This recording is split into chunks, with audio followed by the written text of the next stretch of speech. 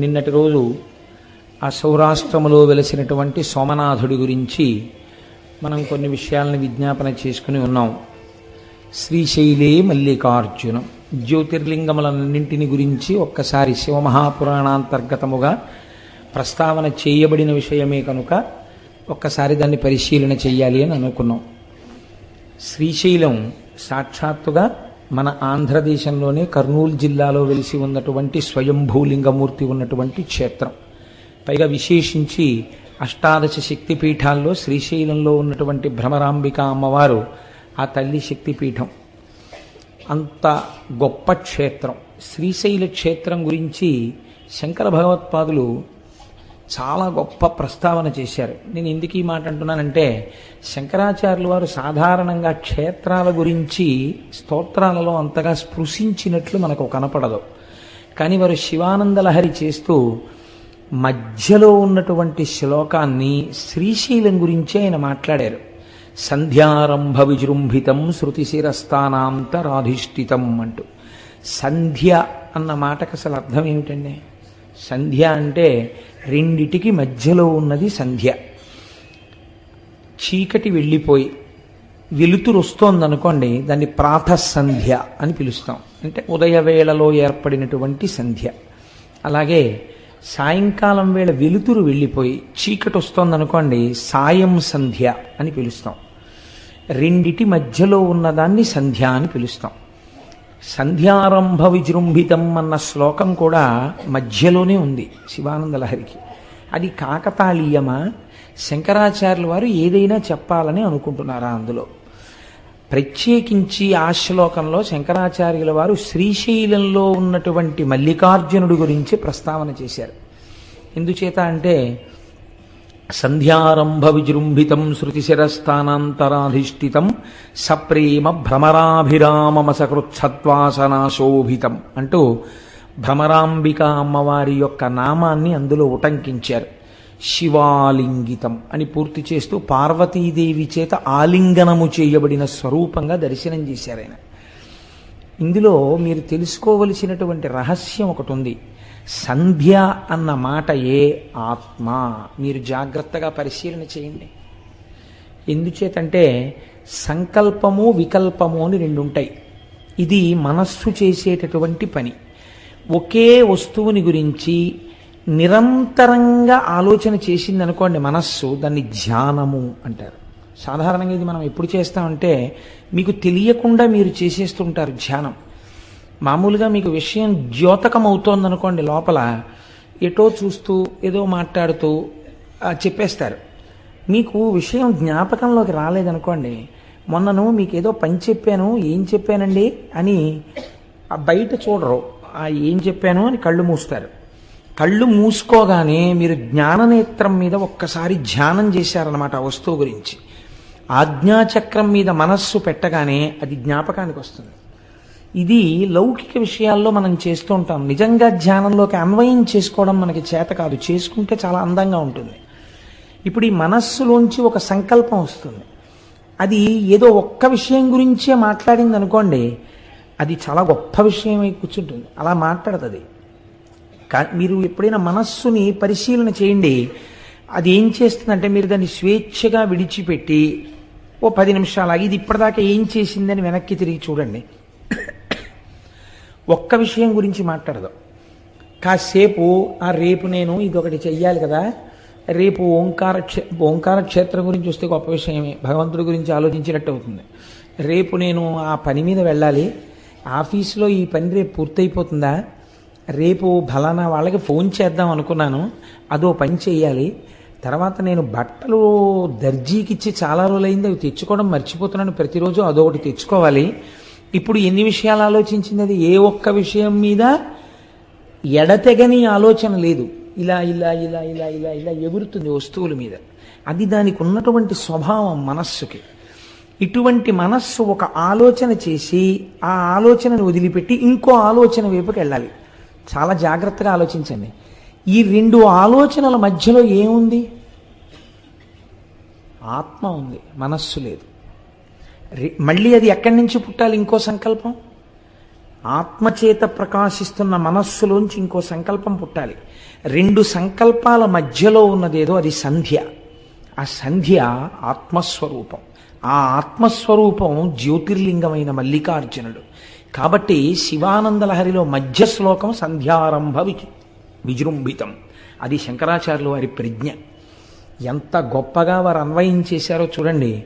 ఇటువంటి శ్రీశైల క్షేత్రం మన ఆంధ్రదేశంలో ఉండడం మన అదృష్టం. నిజానికి ఆ ఉన్నటువంటి క్షేత్రము పరమేశ్వరుడు వెలిసినటువంటి కొండ పేరు శ్రీగిరి. మనం ఎవరినైనా గౌరవవాచకంతో పిలవాలి అనుకున్నప్పుడు శ్రీకారం చుడతాం పక్కన. శ్రీ దొరగారు, శ్రీ ఏదో ఇంకొకరు అని శ్రీకారం చుట్టి పిలుస్తాం. ఆ శ్రీకారం వేశామంటే వారిని గౌరవించి పిలిచాము అని. ఈ శైలమునకు ముందేమనుంది? శ్రీశైలము. దాని పేరు శ్రీగిరి. మిగిలిన కొండలు బోలెడన్ని ఉన్నాయి. ఏ కొండకైనా ఇలా ఉందా పేరు? ఉంది. దేనికుంది? తిరుమల. తిరుమల కూడా శ్రీశైలమే. అందుకే వరాహ పురాణంలో శ్రీశైలే పూరయిష్యామి కించిత్ కాలాదనంతరం అన్నారు వెంకటేశ్వరుడు. శ్రీశైలములు రెండు. ఒక శ్రీశైలము తిరుమల. తిరు అంటే ద్రవిడ భాషలో గౌరవవాచకం, శ్రీకారం. తిరుమలై, మలై అంటే కొండ. శ్రీశైలము సంస్కృతంలోకి చెప్తే ఇది శ్రీశైలము. అక్కడ కరచరణాదులతో ఉన్నాడు, ఇక్కడ లింగమూర్తిగా ఉన్నాడు. రూపరూపిగా ఉన్నది ఒక్క పరమాత్మే, రెండుగా భాషిస్తున్నాడు. ఇక్కడ ఉన్నటువంటి శ్రీశైలము, ఆ కొండ పేరు శ్రీగిరి. ఈ శ్రీగిరి అన్న పేరు ఎందుకు వచ్చింది అంటే దాని గురించి స్థల పురాణం ఒక మాట మాట్లాడింది. ఒక భక్తురాలు నేను ఈ కొండగా మారాలని కోరుకున్నది కాబట్టి ఆమె శైలముగా మారినది అని కాదు. దాని యొక్క తాత్వికమైన రహస్యం వేరు. కొన్ని పరమ పవిత్రమైనటువంటి కొండలు ఉంటాయి. ఈశ్వరుడు కోరి కోరి అక్కడ స్వయంభూగా వెలుస్తాడు. అలా వెలియాలంటే అది ప్రాకృతముగా ఉన్నటువంటి కొండ కాదు, దాని యందు ఏదో శక్తి ఉండాలి. మీరు చూడండి, మనకి ఒక మాట మాట్లాడుతుంటారు, శిలాభోగం స్థలాభోగం అంటారు. శిలాభోగం అంటే ప్రపంచంలో ఎన్నో శిలలు ఉంటాయి. ఏదో ఒక శిలని పట్టుకొచ్చి ఒక ఆయన చెక్కుతాడు, ఓ గుళ్ళో పెడతాడు. దానికి ఎన్ని అభిషేకాలో ఎన్ని పూజలో అది మూర్తి అయిపోయింది, శిలాభోగం. అంతకన్నా గొప్ప మూర్తిని చెక్కి ఇంకో గుళ్ళో పెడతారు, ఆ గుళ్ళోకి వెళ్ళేవాడు ఉండడం. శిలాభోగం అంటే దానికి లేదా అదృష్టం రాదు ఇక్కడికి భక్తులు అంటారు. స్థలాభోగం, మీరు కొన్ని కొన్ని స్థలాలు చూడండి, మహాత్ములు అడుగుపెట్టిన వేళా విశేషం ఏమిటో తెలియదు కానీ నేను విశాఖపట్నంలో చూశాను అలాంటి ఇల్లు.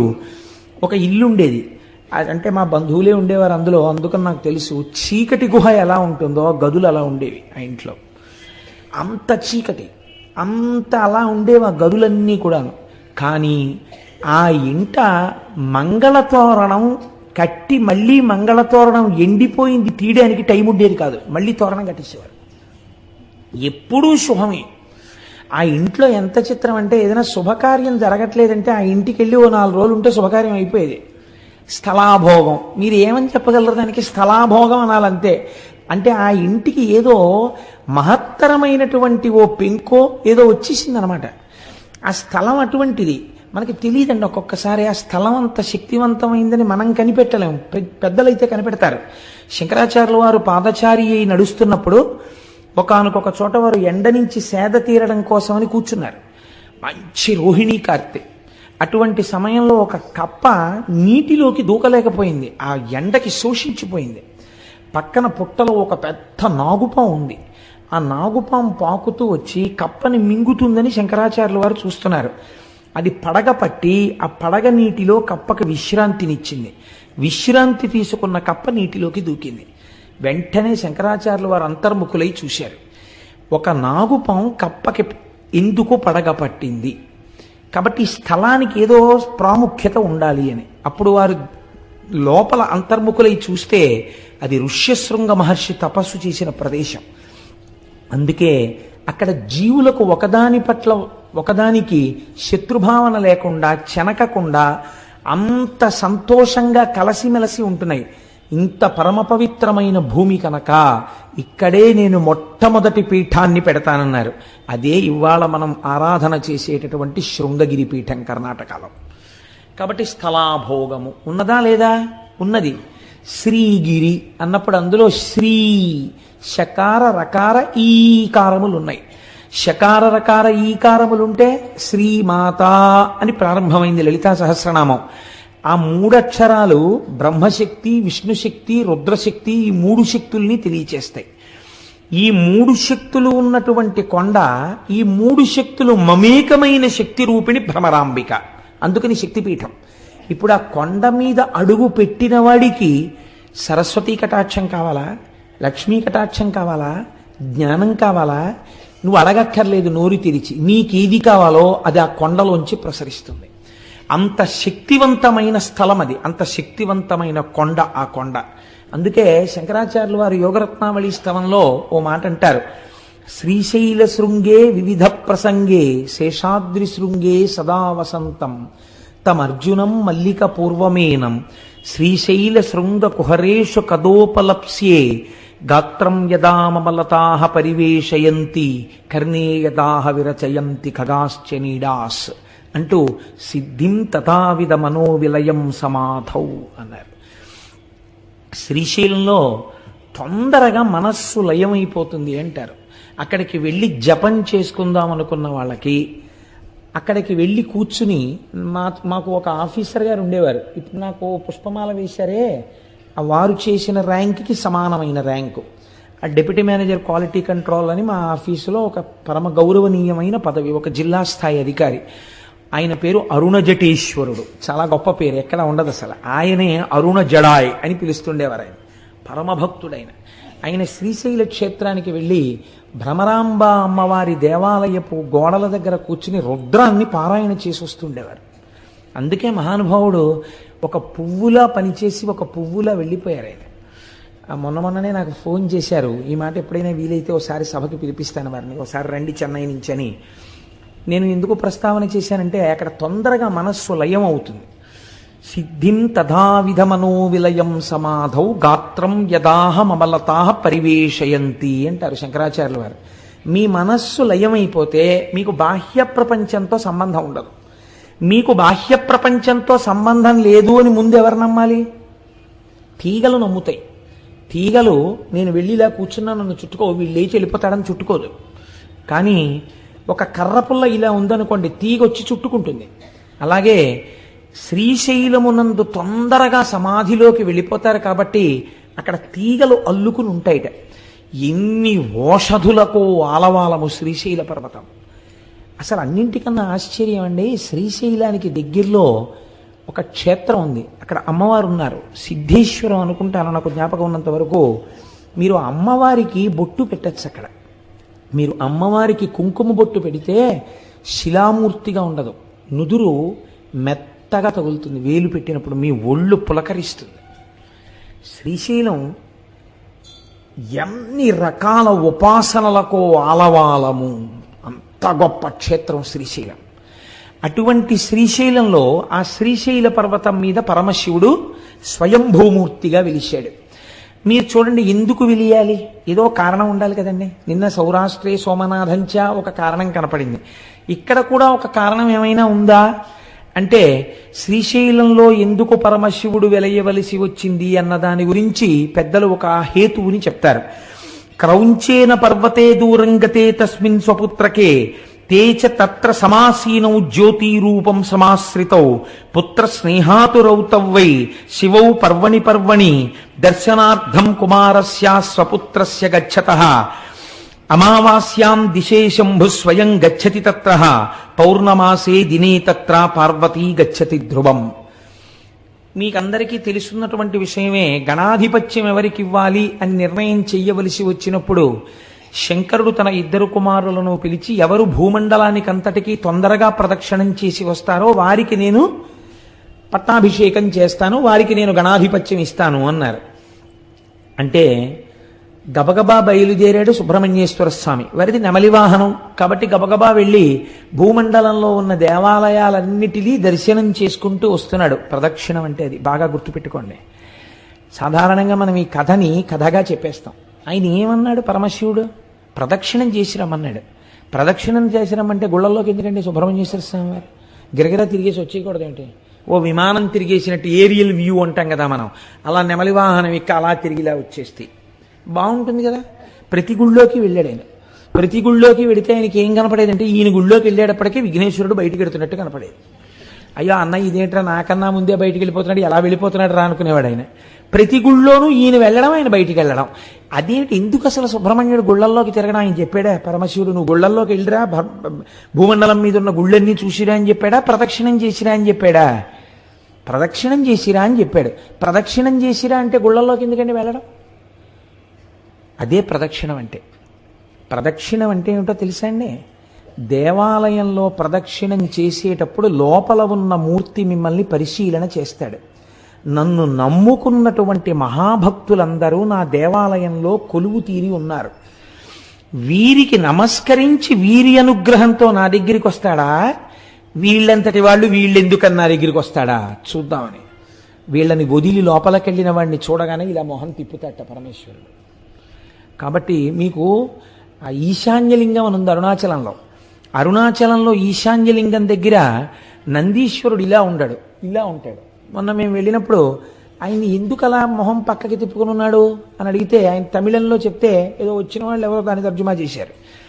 ఒక మహాభక్తుడు, ఒక ఆయన, కొంతమంది భక్తులు పల్లెటూరు నుంచి వచ్చారు కానీ వాళ్ళు పరమభక్తులు. వాళ్ళు వచ్చి దర్శనం చేసుకుందాం అంటే నంది అడ్డొచ్చింది. అడ్డొస్తే వాళ్ళు శివుడికి చెప్పారు, ఈశ్వర నీ దర్శనం చేసుకుందాం అంటే నంది అడ్డొస్తోందని. ఆయన అన్నాడు, నా భక్తులకు కనపడే వరకు కాసేపు మొహం అలా పక్కకి తిప్పన్నాడు.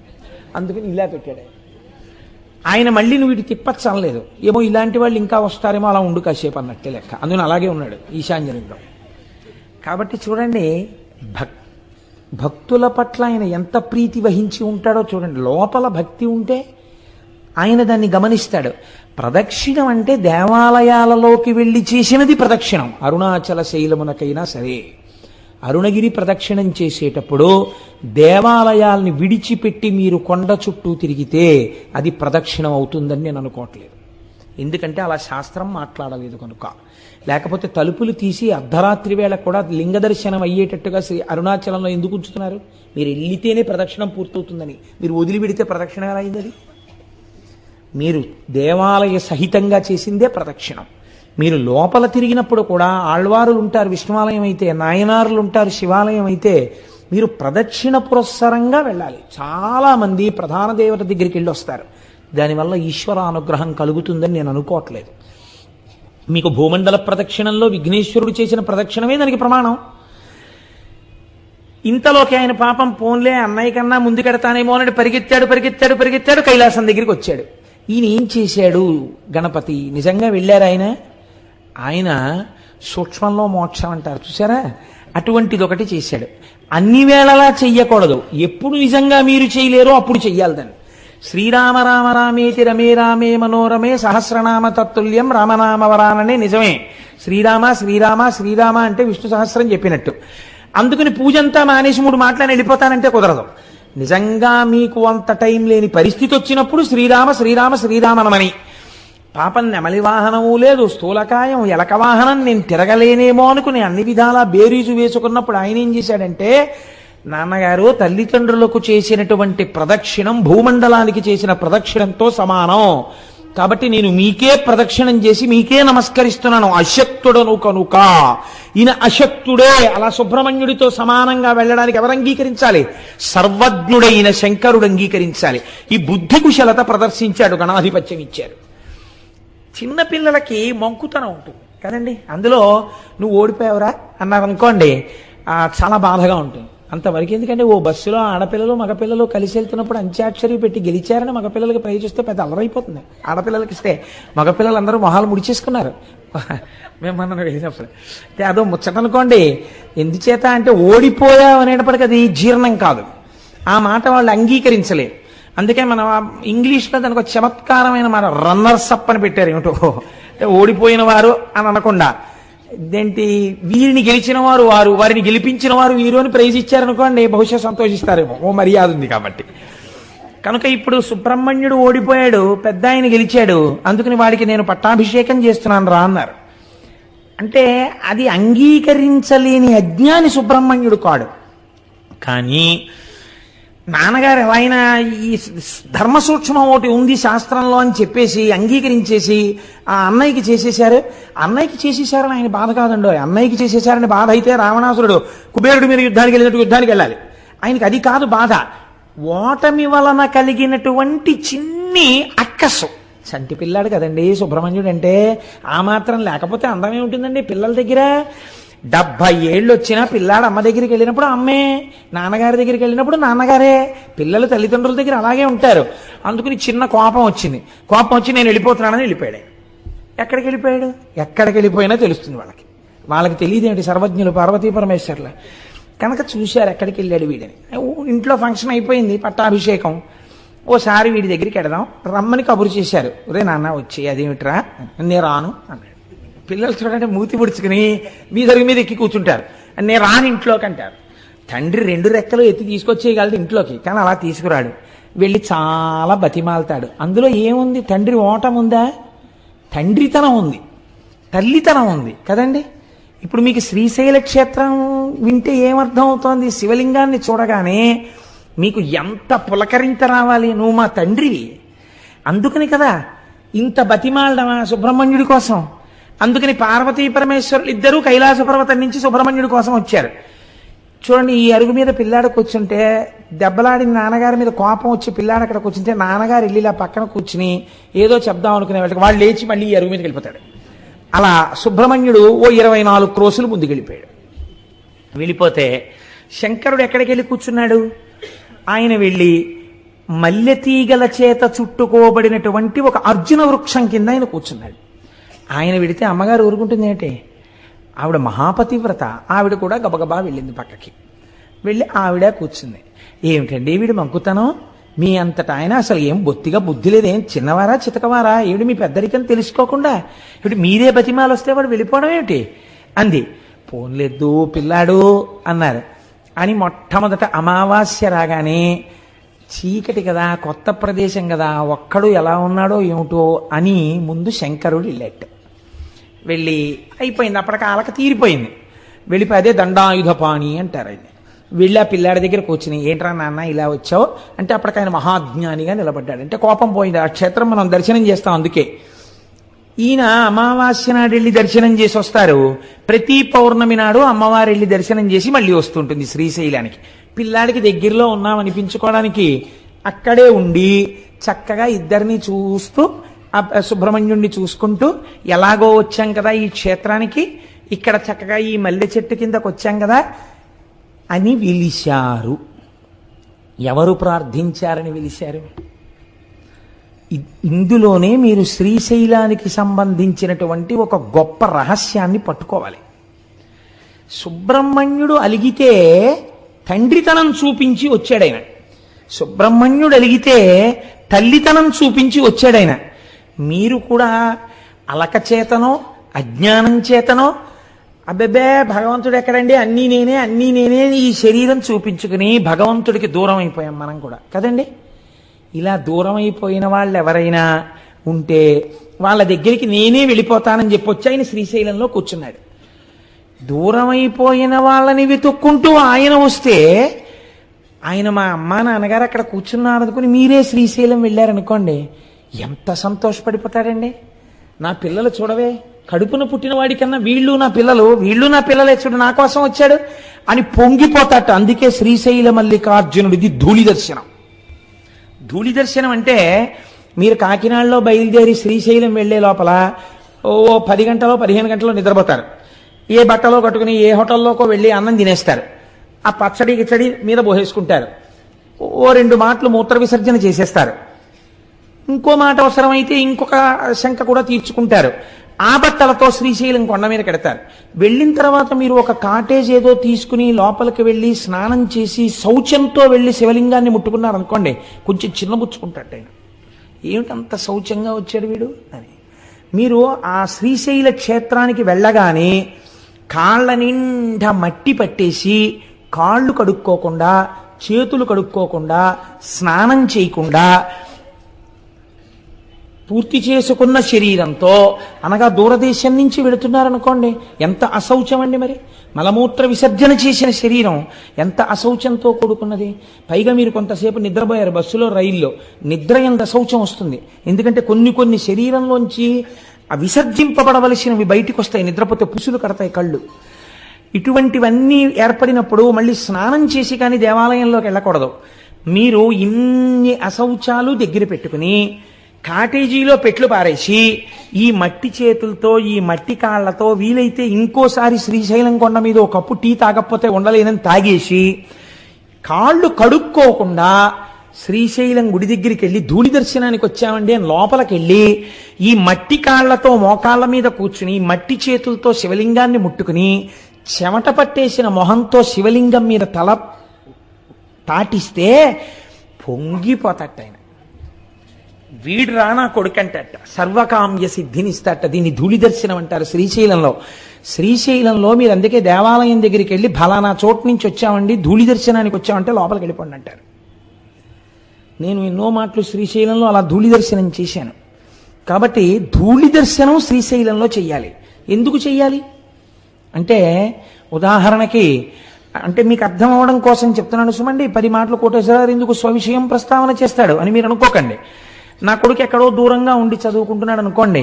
ఒక రాత్రంతా బెర్త్ మీద నిద్రపోయి ముందు రోజు 3 గంటలకి రైలు ఎక్కి ఏ రైల్వే స్టేషన్లో కనపడినటువంటి పదార్థమో ఎడం చేతిలో పెట్టుకుని కుడి చేత్తో తినేసి అవన్నీ మీద పడిపోయిన చట్నీ మరకలతోటి ఆ చెమట పట్టేసిన మొహంతోటి ఆ రైలు దిగి అనుకోకుండా వాడి ఇంటికి వచ్చి తలుపు కొడితే నేను వెళ్ళి ఇలా తలుపు తీశాను అనుకోండి. తలుపు తీస్తే నా కొడుకు కనపడ్డాడు అనుకోండి. ఏమిట్రా ఇలా వచ్చావు అనుకోకుండా అన్నాను అనుకోండి. నాన్నగారండి నాకు గత వారం మీరు కల్లోకి వచ్చారు నాన్నగారండి, అందుకని 2 రోజులు అనుకోకుండా సెలవులు వచ్చాయి, ఇక్కడ ఏదో స్థానికంగా ఎన్నికలు జరుగుతున్నాయి, సెలవులు ఇచ్చారు, మిమ్మల్ని చూడాలనిపించి వచ్చేసాను నాన్నగారండి అన్నాడు అనుకోండి. అని నా కొడుకు నన్ను గట్టిగా పట్టుకున్నాడు అనుకోండి. నేను కూడా పుత్రగాత్ర పరిష్వంగం అని సంతోషంగా వాడిని నాన్న కల్లోకి వచ్చానని వచ్చావా ఇంత కష్టపడి అని కౌగిలించుకుంటానా? దూరం స్నానం చేసిరా అంటానా? కౌగిలించుకుంటానంతే. తండ్రిగా మీకే ధూళి దర్శనం ఉంది కదండి. అంత దూరం నుంచి వచ్చిన కొడుకుని చూడగానే మురిసిపోయి కౌగిలించుకుంటున్నారే. శ్రీశైలలింగమునందు తండ్రితనం ఉంది.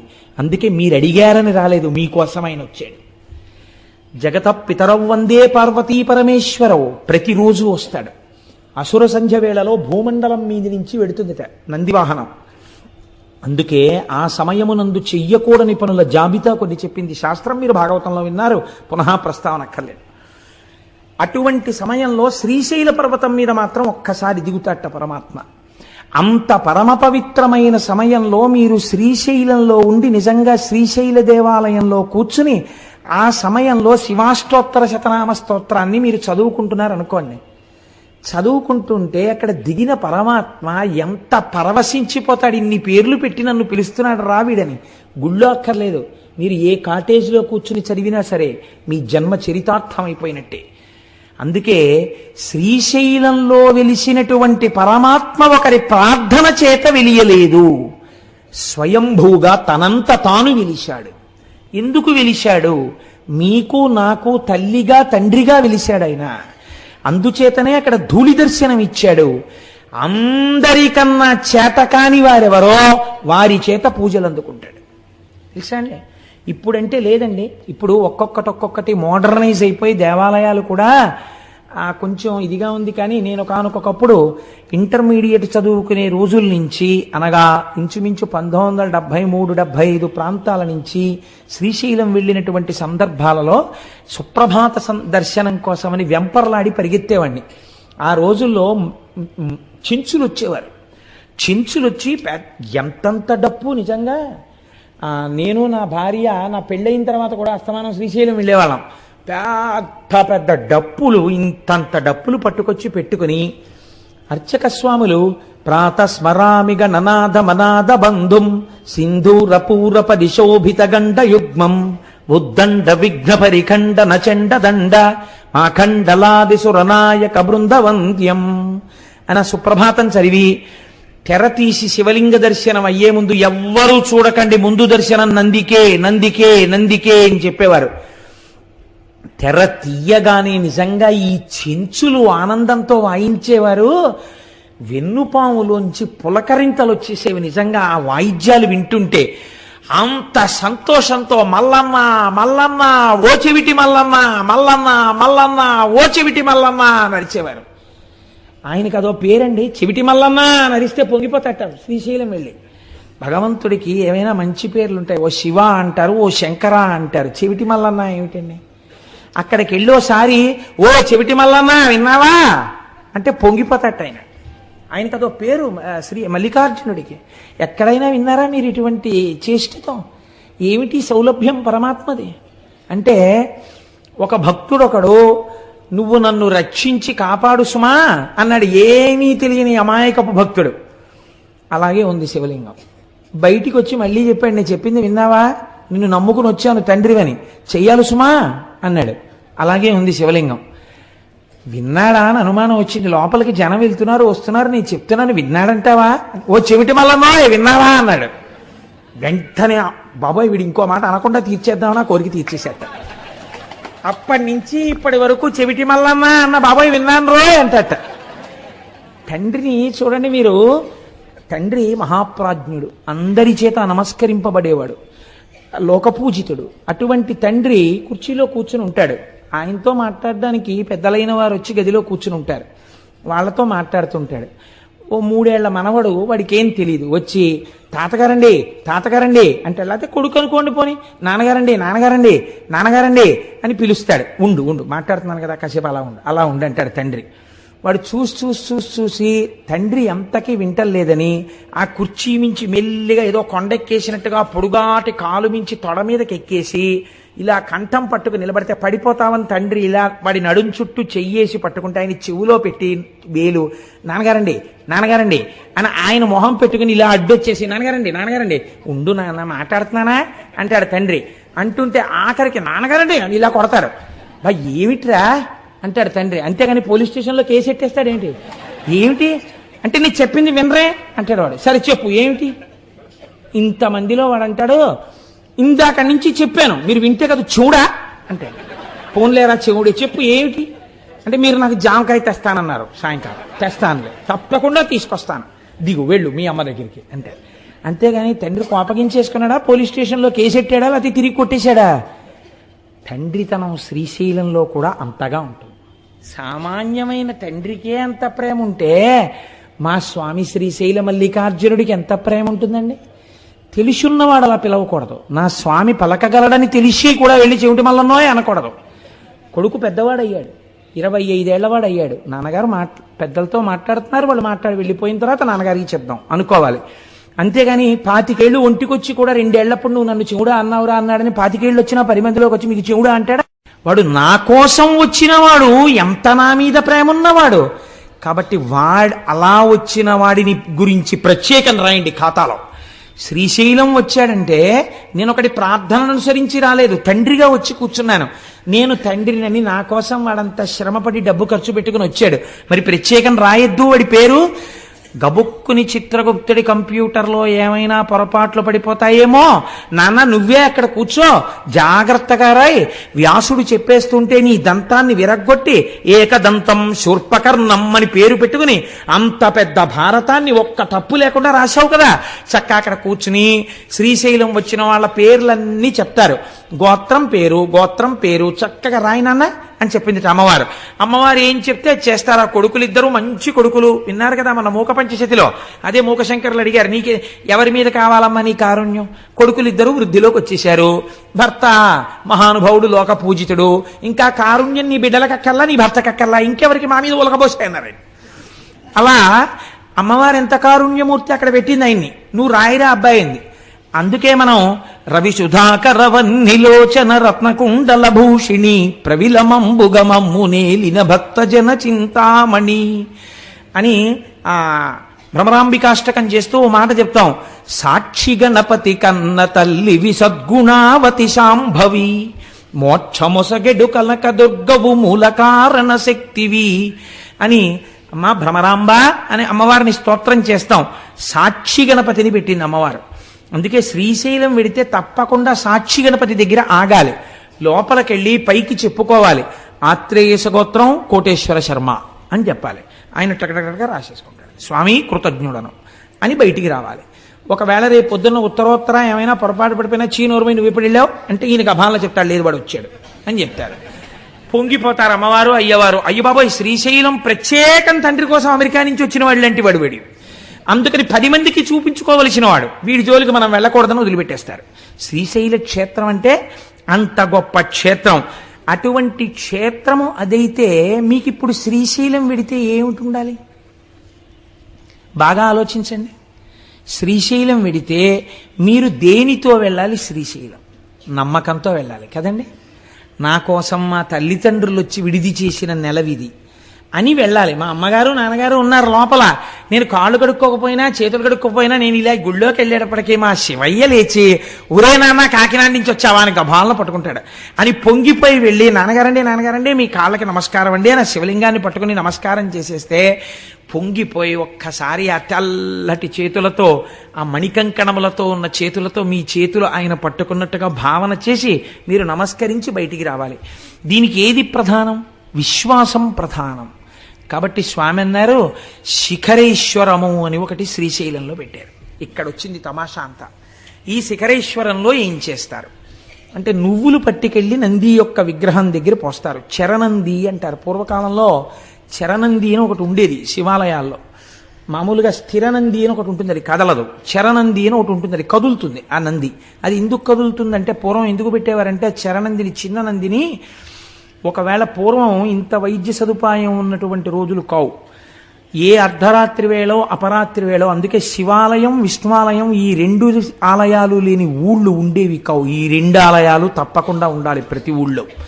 దేని కొరకు అంటే ఎవరైనా గర్భిణి అయ్యున్నటువంటి స్త్రీకి అనుకోకుండా నొప్పులు వస్తే పట్నానికి తీసుకెళ్ళడానికి అవకాశం లేకపోతే అంతరాలయం మూసేసి ఉన్నా కూడా పరిగెత్తుకుంటూ అర్చకుడి దగ్గరికి వెడితే ప్రధానమైన తలుపు తీసేవారు. తీస్తే ఈ చరణందిని తిప్పుతారు. ఎటువైపుకి ఈ బాధపడుతున్నటువంటి స్త్రీ ఉందో, గర్భిణీ స్త్రీ ఇల్లు ఎటుందో అటు ఈ నందిని తిప్పుతారు.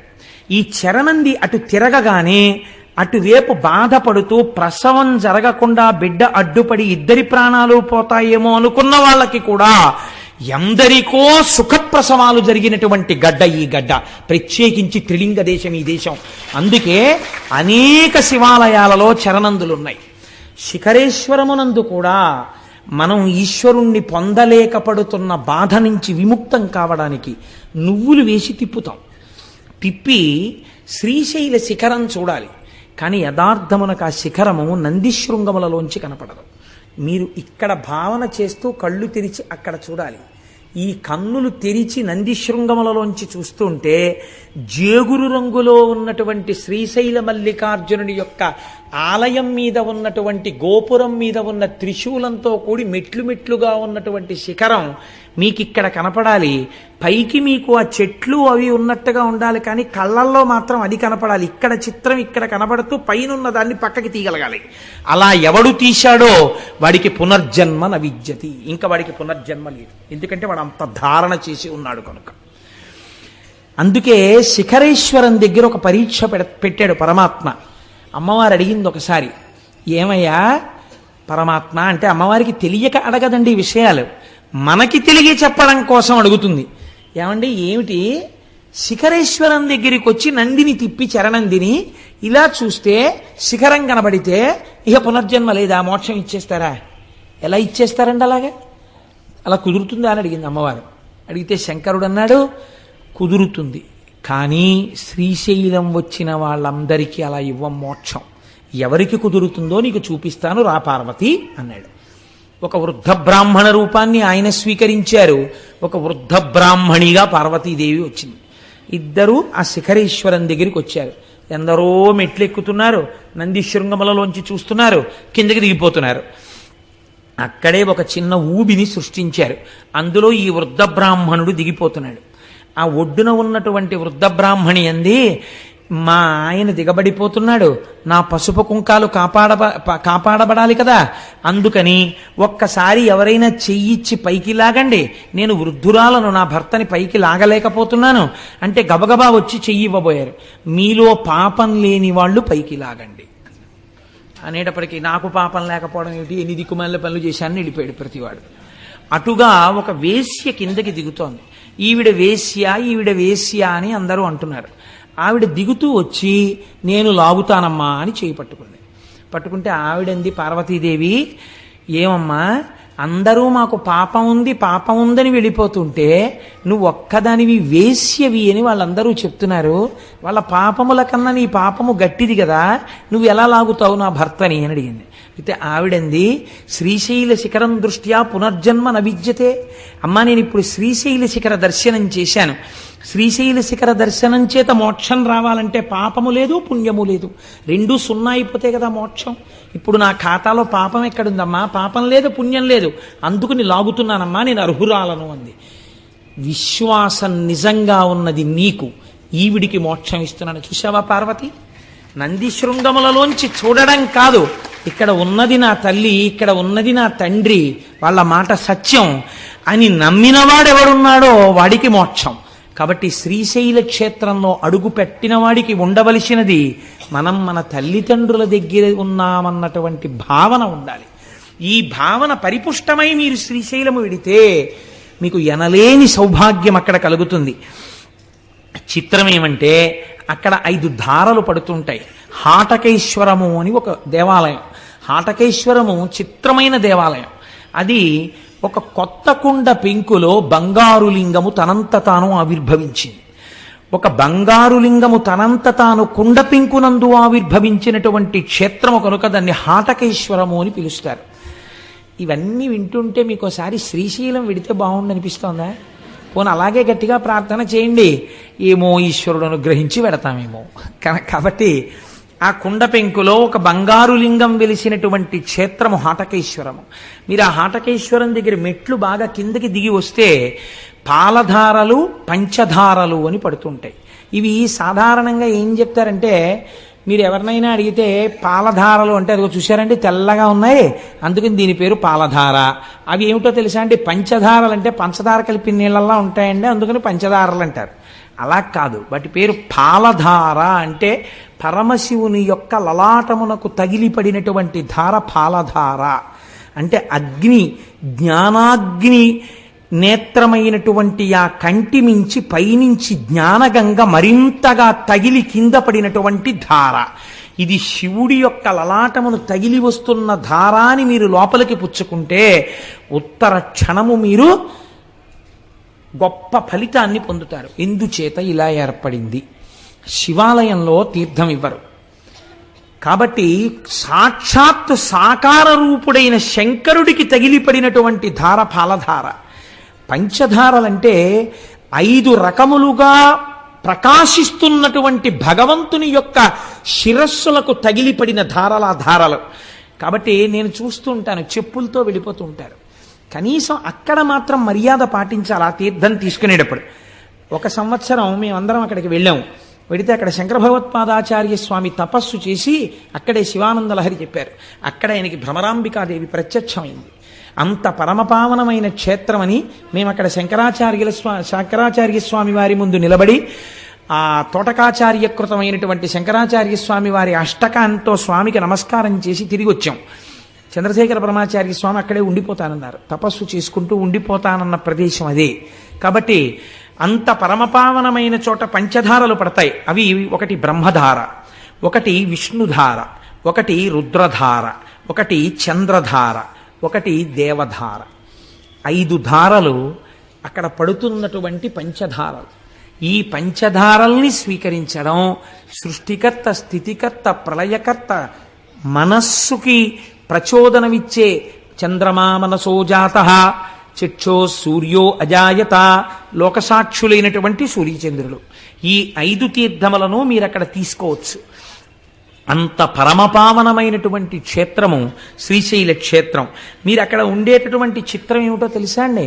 శ్రీశైలంలో ఉన్నటువంటి భ్రమరాంబ అమ్మవారి దేవాలయం వెనకాతల నిశ్శబ్దంగా ఉన్నప్పుడు మీరు వెళ్ళి చెవిని బాగా నొక్కి పెట్టి ఉంచి మీరు చాలా జాగ్రత్తగా కళ్ళు మూసుకుని వింటే ఒక తుమ్మెద చేసినటువంటి ఝంకారము వినపడుతుంది. ఇవాళ నేను ఇక్కడికి వచ్చి కూర్చుని గోపాలకృష్ణ గారు మాట్లాడుతున్నప్పుడు నేను ఈ తల్లికి ఎలా ఉంది చూపించా. ఇలా కూర్చోగానే వచ్చింది ఒక కందిరీగ, ఒక తుమ్మెద వచ్చి ఇలా ఝంకారం చేస్తూ ఇలా తిరిగి వెళ్ళిపోయింది. అంటే ఇవాళ ఇక్కడ శ్రీశైల క్షేత్రం గురించి చెప్పుకుంటున్నారు అని అమ్మవారు శ్రీశైలం నుంచి బయలుదేరి వచ్చి వెళ్ళింది అని నేను అనుకున్నాను. అలా నేను దర్శనం చేసి నమస్కరించుకున్నాను. మీతో అన్నాను కదమ్మా, ప్రారంభం చేయకముందే భ్రమరాంబ అమ్మవారు విజయం చేసిందమ్మా అన్నాను. కనుక ఆ తల్లి ఇప్పటికీ భ్రామరీనాదము అంటారు దాన్ని. అక్కడ చేసే అర్చకులు ఎంత జాగ్రత్తగా ఉంటారో తెలుసా అండి. ఇంతంత కుంకం బొట్లు పెట్టుకుని ఉంటారు. అమ్మవారు ఇప్పటికీ ఇలా రెక్కలతో ఉన్నటువంటి తుమ్మెద రూపంతో అలంకారం చేస్తారు ఆ భ్రమరాంబ అమ్మవారిని.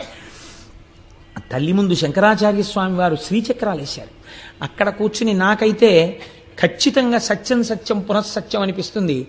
ఒక్కసారి వెళ్ళి భ్రమరాంబ అమ్మవారి యొక్క శ్రీచక్రం ముందు కూర్చుని ఏ తల్లి అయినా కుంకుమార్చన చేస్తే ఎన్ని జన్మలకి కూడా పూర్ణంగా 3 తరాలు చూసి హాయిగా 10 మంది చేత పండు ముత్తైదువా అనిపించుకుని ఎవరింట్లో బిడ్డ పుట్టినా ఆవిడ కట్టి విప్పిన చీర పట్టండని తీసుకెళ్ళి అంత సంతోషపడిపోయేటట్టుగా వాళ్ళ జీవనం నడిచి వృద్ధాప్యంలో హాయిగా భర్త గారి తొడ మీద తల పెట్టుకుని ప్రాణం విడిచిపెట్టగలిగినటువంటి అదృష్టం కలుగుతుంది.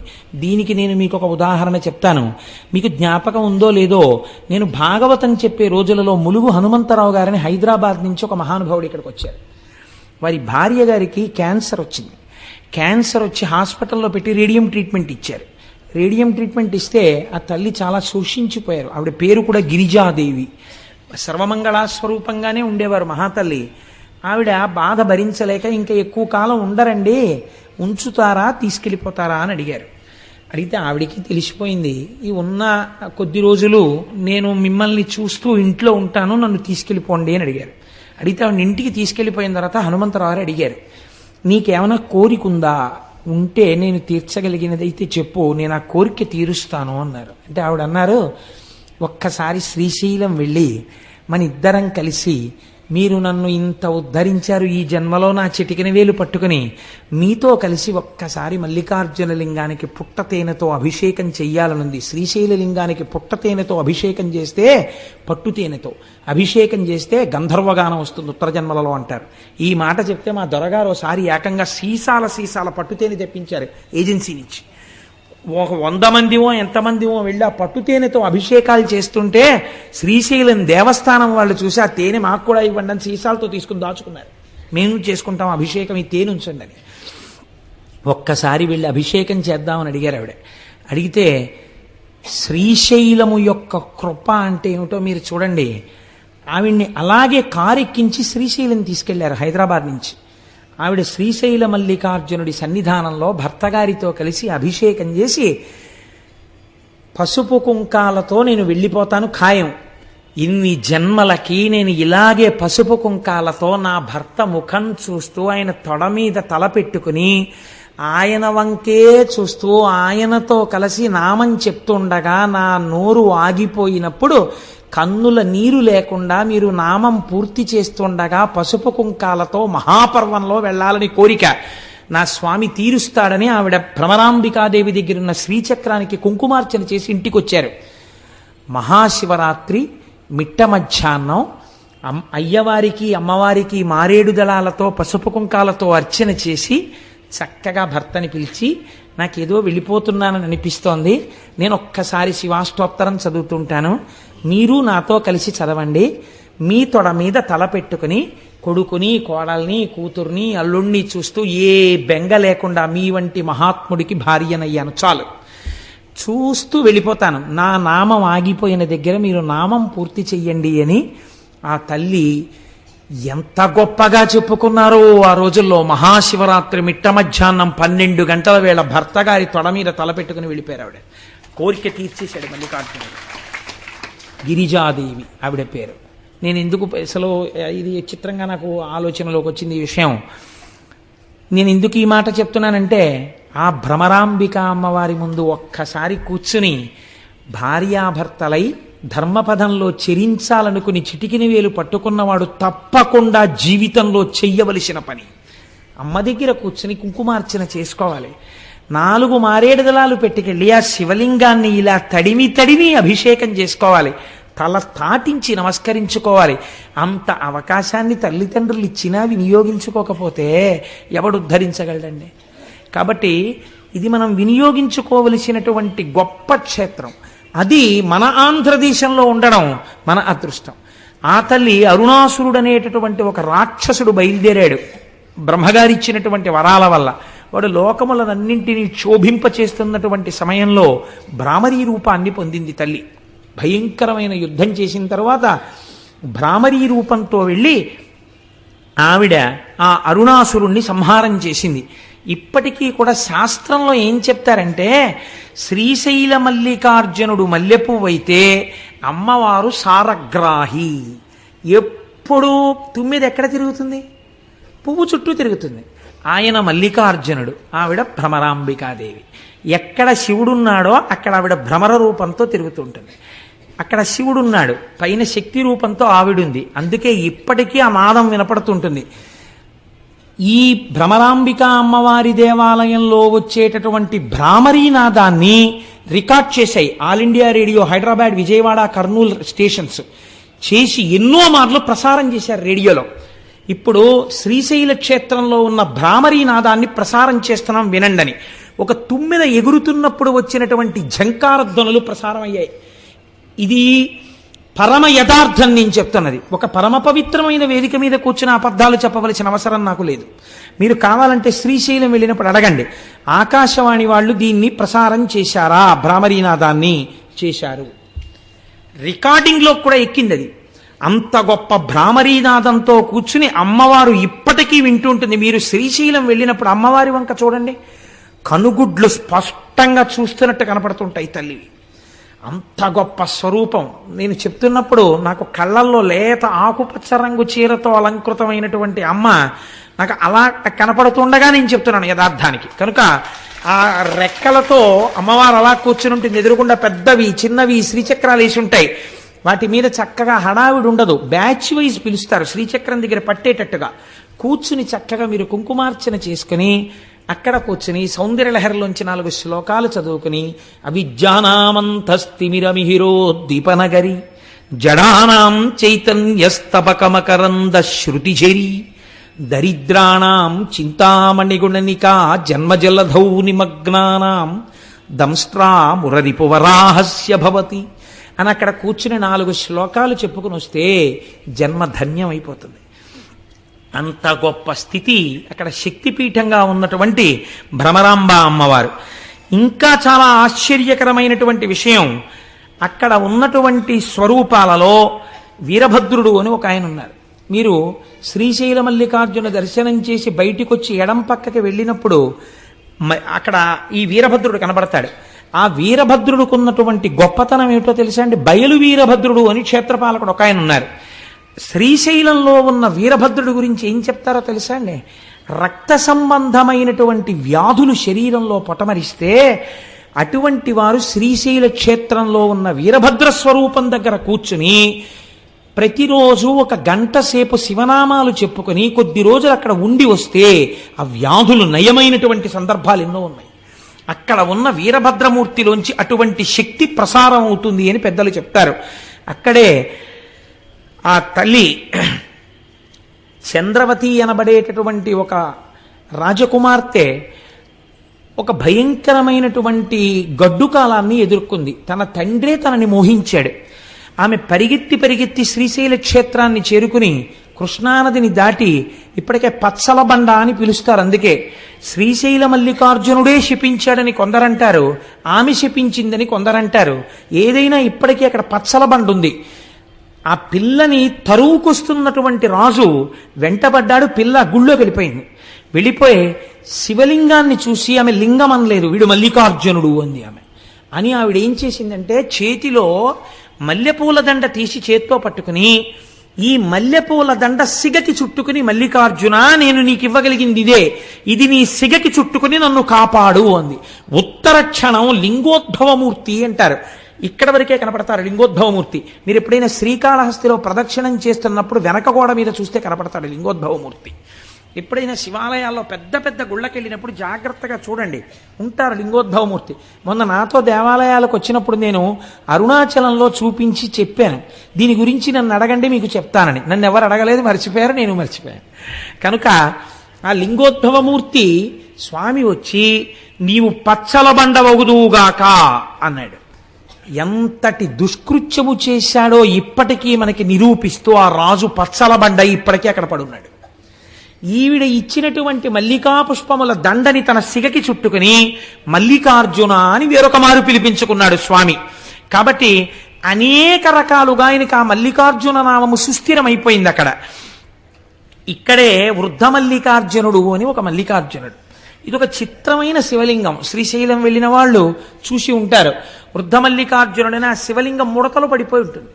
బాగా జర్జరీభూతమైన శరీరం ఎలా ముడతలు పడిపోతుందో అలా ముడతలు పడిపోయి ఉంటుంది. ఆ ముడతలు కూడా చూడండి బాగా ముసీలి వాళ్ళు అయిపోయిన తర్వాత రక్తం తగ్గిపోతుంది శరీరంలో. ఆ ముడతలు ఇలా దగ్గరగా వచ్చేసి ఉంటాయి. ఈ దగ్గరగా వచ్చేసిన ముడతల దగ్గరికి వెళ్ళి ఇలా మీరు ఎత్తి పట్టుకుని ఇలా అంటే అది అలా నించుంటుంది. ఆ ముడత ఇంకొంచెం యువతలు ఇలా అంటే ఇలా నించుంటుంది, ఇలా నించుంటే ఇలా నించుంటుంది, ఇటుపక్క ఇలా నించోబెడితే ఇలా నించుంటుంది, ఓ 7 అంకెలా నించుంటుంది. మా అమ్మ బాగా వృద్ధురాలు అయిపోయినప్పుడు నేను మా అమ్మ చేయి పట్టుకుని ఆడుకుంటుండేవాడిని. అమ్మ ఇదిగో చూసావా ఎలా నిలబడుతోందో అని. తల్లే కదండి, ఏమిటి నాన్న అని ఇలా అనేది పాపం ఆవిడ. కాబట్టి అలా ముడతలు పడిపోయినటువంటి శరీరం ఎలా ఉంటుందో వృద్ధ మల్లికార్జునుడు కూడా అలాగే ముడతలు పడిపోయి ఉంటాడు. ఈ మల్లికార్జునుడు ఎప్పుడు వెలిశాడు అని మీరు అడిగారు అనుకోండి, దానికి సాధికారికంగా ఏమీ చెప్పరు. కానీ అసలు అక్కడ జరిగినటువంటి విచిత్రం ఒకటి ఉంది. మహీశూర మహారాజు అని ఒక మహారాజు గారు ఉండేవారు. ఆయనకు ఒక కుమార్తె ఉండేది. ఆమె శంకరుడి యొక్క సౌందర్యాన్ని ఉపాసన చేసింది. శంకర సౌందర్యం అంటే మాటలు కాదు. ఈశ్వరుడు భర్తగా కావాలని ఎవరు ప్రకటన చేయరు. కారణం ఏంటంటే సాధారణంగా తండ్రిగా ఉపాసన చేస్తారు ఆయన్ని. కాబట్టి ఆమె శివుణ్ణి మోహించింది. ఏమందగాడంది ఆవిడే. నాకు అలాంటి భర్త కావాలంది. చూద్దాం ఏం చేస్తుందో ఈ పిల్లని. శంకరుడు కల్లోకి వచ్చాడు. మీరు విందురు కానీ ఎదరు అసలు శివస్వరూపం అంటే ఎలా ఉంటుందో చూద్దురు కానీ, అందం పార్వతీ కళ్యాణంలో వస్తుంది, అప్పుడు అవధరిద్దురు కానీ. కనుక ఆయన ప్రత్యక్షమై అన్నాడు, నీకు నన్ను వివాహం చేసుకోవాలనుంటే శ్రీగిరి పర్వతం మీద ఉన్నటువంటి తెల్లమద్ది చెట్టు కింద ఉన్న మల్లె పొదలో ఉన్నాను, రా నిన్ను వివాహం ఆడతానన్నాడు. ఆడపిల్ల కదా, కన్య కదా, వస్తుందా చూద్దామని ఆమె ఒక్కతే వచ్చేసింది. వచ్చేసి ఆ చెట్టుని పొదని వెతుకుతోంది. పార్వతీదేవంది, లోకంలో జగత పితరవు వందే పార్వతీ పరమేశ్వరవు అని చెప్తారు, ఈ బుద్ధి ఎప్పటి నుంచి వచ్చింది మీకు అని. అంటే ఆయన అన్నాడు, కాదు ఆమె నన్ను అంత భక్తితో ఆరాధన చేసింది. ఇక్కడ వివాహం అనగా నేను ఆవిడ్ని నాలోకి తీసుకోవడం. అంటే అమ్మవారంది, ఓహో అందుకే వివాహం చేసుకుంటానని మాట ఇచ్చారా, అంత భక్తి ఉందా ఉపాసనలో అంది. అంటే నిజంగా అమ్మవారికి తెలియక కాదు, లోకానికి చెప్పడం కోసం ఆ పిల్ల భక్తిని. అంటే శంకరుడు అన్నాడు, చూపిస్తాను చూడు ఎంత భక్తి తత్పర్రాలో అని. వెంటనే ఒక 96 సంవత్సరముల వృద్ధుడుగా మారిపోయాడు. వృద్ధుడిగా ఉన్నప్పుడు మరీ అందంగా ఉంటాడు మా స్వామి. చంద్రశేఖర పరమాచార్య స్వామి వారిలా ఉంటాడు. ఆ అందం వేరు కదండి. సత్యదండం చేత్తో పట్టుకుని ముడతలు పడిపోయిన శరీరంతో కడుపిలా అక్కలించుకుపోయి ఇలా నరాలు పైకి తేలిపోయిన చేత్తో ఒక కన్ను గాజు కన్నులు అయిపోయి ఒక్క కన్ను మాత్రం ఇలా లోపలికి వెళ్ళిపోయి ఇలా మోకాళ్ళు కూడా కనపడుతూ ఇలా గొంతు కూర్చుని సత్యదండం పట్టుకుని కంచికామకోటి పీఠానికి వెడితే ఇప్పటికీ అక్కడ కనపడుతుంది వ్యాక్సీ స్టాట్యూ పరమాచార్య స్వామిది. చూడగానే మనసు పులకరిస్తుంది, ప్రణిపాతం చెయ్యాలనిపిస్తుంది, ఆయనే కూర్చున్నారేమో అనిపిస్తుంది. అప్పుడు ఆయనలో మీరు చూసేటటువంటి తేజపూర్వక సౌందర్యం వేరు కదా. కాబట్టి ఆయన్ని చూసి ఆవిడంది, ఎవరి కోసం వెతుకుతున్నావు పిల్ల అన్నాడు ఆయన. శివుడి కోసం వెతుకుతున్నాను అంది ఆవిడ. నేనే శివుణ్ణి అన్నాడు. నువ్వే శివుడవా, నిన్నే భర్తగా కావాలని నేను ఉపాసన చేశాను అంది. ఇంత వృద్ధుణ్ణి కదా పెళ్ళాడతావా అన్నాడు. నువ్వు వృద్ధుడవో యవ్వనంలో ఉన్నవాడవో నాకు తెలుసు తండ్రి, నాకు భర్త నువ్వే, వేరొకడిని భర్తగా నేను లోకంలో అంగీకరించలేనంది. అంటే ఆవిడకి కావలసింది ఆయనలో ఐక్యం అవడం. చూశావా పార్వతి, ఈమె భక్తి, ఈమెని నాలో ఐక్యం చేసుకుంటున్నానని ఐక్యం చేసుకుని ఈ పిల్లని స్మరించి ఇటువంటి భక్తి తత్పరురాలి కోసం సృష్టిలో లేని విధంగా ముడతలు పడిపోయిన శివలింగం వృద్ధమల్లికార్జున లింగం అని తలుచుకున్న వాళ్ళని పొంగిపోతూ నేను చూస్తాను అని వృద్ధమల్లికార్జునుడై వెలిశాడు. అందుకే అక్కడ ఇప్పుడు కళ్యాణాలు చేస్తున్నారు. కనుక ఎన్ని విశేషాలండి శ్రీశైలం అంటే, ఒకటా రెండా? ఇన్ని విశేషాలతో కూడుకున్నటువంటి క్షేత్రమో ఆ క్షేత్రం. ఈ క్షేత్రంలోనే శంకర భగవత్పాదాచార్య స్వామి వారు శ్రీశైల పర్వత శిఖరం మీద ఉండగా ఒక కాపాలికుడు వచ్చి అడిగాడు, మీ శిరస్సు కావాలి నాకని. నా శిరస్సే కదా తీసుకుందువు కానీ నా శిరస్సు నువ్వు తీసుకుంటే నాకు బాధ లేదు, నా శిష్యులు బాధపడతారు. ఎందుకనంటే గురువుగారు శరీరంలో ఉండాలని కోరుకోవలసిన వాళ్ళు శిష్యులు. గురువుకి ఆ శరీరం ఉన్నా లేకపోయినా బాధ లేదు. కాబట్టి నా శిష్యులు ప్రొద్దునే పాతాళగంగ దగ్గరికి వెడతారు నమస్కరించడానికి. వాళ్ళు పాతాళగంగ దగ్గరికి వెళ్ళినప్పుడు నువ్వు రా, వచ్చి నేను ధ్యానం చేసుకుంటూ ఉంటాను, నా శిరస్సు ఉత్తరించి పట్టుకెళ్ళన్నారు. ఆ కాపాలికుడు వచ్చి ధ్యానం చేసుకుంటున్న శంకరాచార్యుల వారి శిరస్సును ఉత్తరించడం కోసమని చేతిలో ఉన్నటువంటి కత్తి పైకెత్తినటువంటి సమయంలో స్నానం చేస్తున్న పద్మపాదాచార్యుల వారికి ఏదో అమంగళం గోచరించింది, గురువుగారికి ఏదో పొరపాటు జరుగుతోందని. వెంటనే ఇక్కడి నుంచి పరిగెత్తి వెళ్ళడం కుదరదని ఆయన నరసింహ మంత్రోపాసన చేశారు. ఎక్కడ నుంచి వచ్చాడో మహానుభావుడు నరసింహుడు గబగబా వచ్చి కత్తినెత్తినటువంటి కాపాలికుడి శిరస్సుని త్రుంచి అవతల పారేసి నిలబడ్డాడు. ఆ తేజోమూర్తిని శంకరాచార్యుల వారు నరసింహ స్తోత్రంతో ప్రార్థన చేశారు. నరసింహస్వామి దర్శనం ఇచ్చినటువంటి క్షేత్రం శ్రీశైల క్షేత్రం. శివకేశవ అభేదంగా శంకర భగవత్పాదులు రక్షింపబడినటువంటి క్షేత్రం శ్రీశైల క్షేత్రం. జగద్గురువులను రక్షించుకున్న కొండ, నేనున్న తెలుగునాట ఉన్న కొండ. ఎంత పొంగిపోవాలండి, మనమున్న తెలుగునాట ఉన్న కొండ కదా. ఆనందంలో అటువంటి స్వార్థపూరితమైన వాక్కు వస్తూ ఉంటుంది. కనుక ఎన్ని రకాలుగానో ఆ శ్రీశైలం శ్రీశైలమే. చిత్రం ఏమిటో తెలుసా అండి, అక్కడ ప్రవహించేటటువంటి కృష్ణానదిని కృష్ణానది అని పిలవరు. దానికి ఏమని పేరు? ఎక్కడది తుక్కునొచ్చిందో, ఎక్కడ విజయవాడ, ఎక్కడ శ్రీశైలం, ఎక్కడ శ్రీగిరి, ఆ పర్వతాలలో ఎక్కడో ఆ మధ్యలో ఉన్నటువంటి ఆ పర్వత శిఖరాన్ని పాము ఎలా చుట్టుకుంటుందో అలా చుట్టుకుంటుంది కృష్ణానది. నల్లటి నది ప్రవహిస్తే దాన్ని ఏమని పిలుస్తారో తెలుసా అండి? శివుణ్ణి విడిచిపెట్టి ఉండలేక ఇంత పరమపావనమైనటువంటి స్థానము కనుక ఇక్కడ కూడా భక్తుల పాపములను తొలగతొయ్యడం కోసమని ఉత్తరమున ఉన్నటువంటి గంగ దక్షిణమునకే వచ్చి కృష్ణ పేరుతో అక్కడ ప్రవహించింది కాబట్టి దాన్ని పాతాళ గంగా అని పిలుస్తారు. కృష్ణా ప్రవాహము అని పిలవరు అక్కడ. అందుకే స్నానం చేసినప్పుడు కూడా పాతాళ గంగా జలమజ్జన నిర్మలాంగా భస్మ త్రిపుండ్ర సమలంకృత పాలభాగా గాయంతి దేవము నిభక్త జనాభవంతం శ్రీమల్లికార్జున విభో తవ సుప్రభాతం. తెల్లవారుజామున చూడాలండి అందం. నిజంగా శ్రీశైల క్షేత్రంలో ఎటువంటి వాళ్ళు కూడా సుప్రభాతం విందామని 3 అయ్యేటప్పటికి లేచిపోయి కార్లు జీపులు పెట్టుకుని ఆ పాతాళగంగ దగ్గరికి వెళ్ళి ఆ మెట్లన్నీ దిగిపోయి ఆ పాతాళగంగలో చక్కా ఇలా తేలిపోతూ స్నానాలు చేసేసి మళ్ళీ సుప్రభాతం పాడేస్తారని ఇలా నుదుట విభూతి రేఖలు పెట్టేసుకుని ఇంతంత బొట్లు పెట్టేసుకుని హరహర మహాదేవ శంభో శంకర సాంబ సదాశివ అంటూ గబగబా వెళ్ళిపోయి ఆ పెద్ద పెద్ద గేట్లు లోపలికి ఎడుతున్నప్పుడు 2 పక్కల ఇలా క్యూలు నడవడం కోసమని ఏర్పాటు చేసినటువంటి ప్రాకారాలు లాంటివి ఉంటాయి.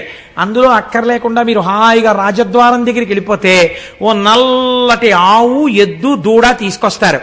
ఎంతమంది జనం ఉండనివ్వండి. చిత్రం ఏమిటో తెలుసా అండి, నాతో వచ్చిన వాళ్ళు చూశారప్పుడు ఆ ఆవు, దూడ, ఎద్దు మేము స్వామివారి సొత్తు, మమ్మల్ని అడ్డగించడం ఏమిటి అన్నట్టు ఎవ్వరూ ఉండరు. కట్టిప్పి వెళ్ళిపోతారు. అవి ఎక్కడి నుంచి వస్తాయో తెలియదు. చక్కగా ఇలా తల్లాడించుకుంటూ ఠాంగ్ ఠాంగ్ గంటలు మోగించుకుంటూ తిన్నగా వెళ్ళిపోయి మల్లికార్జున స్వామి వారి రాజద్వారం దగ్గరికి వెళ్ళి నిలబడతాయి. నిలబడితే ఇలా తలుపులు తీయగానే చక్కగా లోపలికి వెళ్ళి మీరు ఇలా లోపలికి వెళ్ళగానే ఆలయంలో కుడి చేతి పక్కన పెద్ద స్వరూపంతో శనగల బసవన్న ఉంటారు. ఆయనే కలియుగాంతమునందు లేచి రంకె వేస్తాడు. రంకె వెయ్యగానే కృష్ణానది పైకి లేచి విజయవాడలో కనకదుర్గమ్మ యొక్క ముక్కు నత్తుని తాకుతుంది అని ప్రమాణం. ఆ శనగల బసవన్న ఉంటారు, పెద్ద బసవయ్య. ఆ బసవయ్యకి నమస్కారం చేస్తే ఎడం పక్కన కృష్ణానదీ పరివాహం ఎలా వస్తుందో తెలియదు. అక్కడ మెట్లు దిగుతారు అర్చకులు, మీరు తెల్లవారకట్ట చూడొచ్చు. కృష్ణానదీ జలాలు వచ్చి చేరుతాయి, అందులోకి బిందెలు పట్టుకెళ్లి కాళ్ళకి తగలకుండా నీళ్లు ముంచి అభిషేకానికి పట్టుకొస్తారు లోపలికి. మొట్టమొదట గోపూజ చేస్తారు, ఆ నల్లటి ఆవుకి చక్క పసుపు రాసి. మీరు ఆ పక్కన ఆ కుడి పక్కకి తిరిగి ఇలా లోపలికి వెడితే ఇంకొక నంది ఉంటాడు, ఆ నందికి నమస్కారం చేసి నిలబడితే చక్కగా సుప్రభాతం చదువుతారు.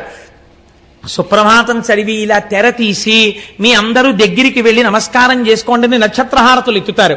ఆ నక్షత్రహారతిలో ప్రకాశించిపోతున్న శివలింగాన్ని చూస్తూ జయ జయ జయ జయ శంభో జంభవిత్ పూర్వదేవ ప్రణత పద సరోజద్వంద్వ నిర్ద్వంద్వ బంధో జయ జయ జయ జన్మస్థేమ సంహారకార ప్రణయ సగుణ మూర్తే పాలయాత్మాం ప్రసన్నాం వధూ ముఖం వల్గతపాంగ రేఖం అఖండితానందకర ప్రసాదం విలోకయన్ విస్ఫురదత్మభావ సమే గతి శ్రీగిరి సార్వభౌమ కురంగపాణి కరుణావలోక సురోత్తమశ్చంద్రకళావతంస వధూ సహాయ సకలేష్టదాత భవిత్యసౌ శ్రీగిరి భాగ్యరాశి అని స్తోత్రం చేసుకుంటూ మీరు ఆయన్ని నమస్కారం చేసి ఇలా కుడి పక్కకి వెళ్ళి ఎడం పక్కకి తిరిగితే వీరభద్రుడు కనబడతాడు.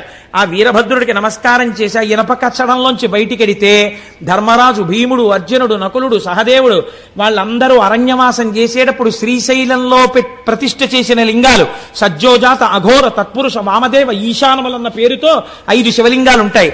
అది దాటి మీరు ఇలా కుడి పక్కకి వెడితే తూర్పున మీరు ప్రవేశించినది కృష్ణదేవరాయల వారు నిర్మించినటువంటి గోపురం, దక్షిణానికి తిరగగానే హరిహరరాయలు నిర్మించినటువంటి గోపురం కనబడుతుంది. దీపాలు పెట్టే వాళ్ళందరినీ అక్కడే దీపాలు పెట్టమంటారు. మీరు అక్కడి నుంచి మళ్ళీ ఇలా తిరిగి ముందుకొస్తే త్రిఫల వృక్షం అని పెద్ద వృక్షం ఒకటి ఉండేది, మేడి, జువ్వి, దాంతోపాటు రావి 3 కలిసి పెరిగినటువంటి చెట్టు. 2000 సంవత్సరంలో 4000 సంవత్సరంలో బతికింది ఆ చెట్టు. చెట్టుకు పెద్ద అరుగులు కట్టుంటాయి. చక్కగా అరుగు మీద ఒక గడియ కూర్చుని కుడి పక్కకి తిరిగితే వృద్ధమల్లికార్జునుడు కనబడతాడు. ఇలా వెనక్కి తిరిగితే రాజరాజేశ్వర దేవాలయం, పక్కనే అమ్మవారి దేవాలయం ఉంటాయి. ఇవి చూసి మీరు మళ్ళీ ఇటు వచ్చి ఇలా ముందుకెడితే ఆ మెట్లెక్కి పైకెక్కితే అమ్మవారి దేవాలయం కనబడుతుంది. అమ్మవారి దేవాలయం లోపలికి వెడితే మీరు ఇలా తూర్పుగా వెడితే ఇలా దక్షిణంగా లోపలికి వదులుతారు. వెళ్ళి అమ్మవారిని దర్శనం చేసుకుని మీరు అలా దక్షిణంగా ఇలా అమ్మవారిని చూస్తూ ఇలా వంగి చూడాలి. ఇలా చిన్న ద్వారంలో ఉంటుంది అమ్మవారు. ఇలా వంగి అమ్మవారిని దగ్గరగా చూస్తూ పొంగిపోతూ దాటి అవతల పక్కకి వెళ్ళి శ్రీచక్రం దగ్గర కూర్చుని కుంకుమార్చన చేసుకుని ఆ పక్కనే ఉన్న చండీయాగం చేసేటటువంటి శాల దగ్గరికి వెళ్ళి ఆ అగ్నిహోత్రంలోంచి వస్తున్నటువంటి ధూమాన్ని పీల్చి కిందకి దిగి కుడి పక్కకి తిరిగితే అనగా ఉత్తరం వైపుకి తిరిగితే ఉత్తరాన శివాజీ గోపురం ఉంది. ఆ శివాజీ గోపురం దగ్గరికి వెడితే పెద్ద కళ్యాణ మంటపం, అక్కడే నందనవనం అని పుష్పవాటికి ఉంటుంది. ఆ వనంలోని సుబ్రహ్మణ్యేశ్వర స్వామి నెమలితో ఉంటారు అక్కడ. ఆ మెట్లెక్కితే రుద్రాక్షలవి అమ్ముతూ ఉంటారు కుడి పక్కన. ఆ లోపలికి వెడితే పెద్ద కళ్యాణ మంటపం కనబడుతుంది. అక్కడ చిత్రం ఏమిటంటే శివాజీ మహారాజు హిందూ రాజ్యాన్ని స్థాపించడం కోసమని అమ్మవారిని అక్కడికి వెళ్లి ప్రార్థన చేశాడు. శివాజీ గోపురం మీద ఇప్పటికీ చెక్కబడి ఉంటుంది. భవానీమాత భ్రమరాంబికాదేవి ప్రత్యక్షమై ఈ చంద్రహాసాన్ని చేత పట్టుకో, ఇంక నీకు ఎదురు లేదని అమ్మవారు అనుగ్రహించి చంద్రహాసాన్ని బహూకరించింది. ఆ కత్తి చేత పట్టుకునే మహానుభావుడు హిందూ ధర్మ సామ్రాజ్యాన్ని స్థాపించాడు. అందుకే ఛత్రపతి శివాజీ జీవితంలో మీరు ఒక నియమం గమనించి ఉంటారు.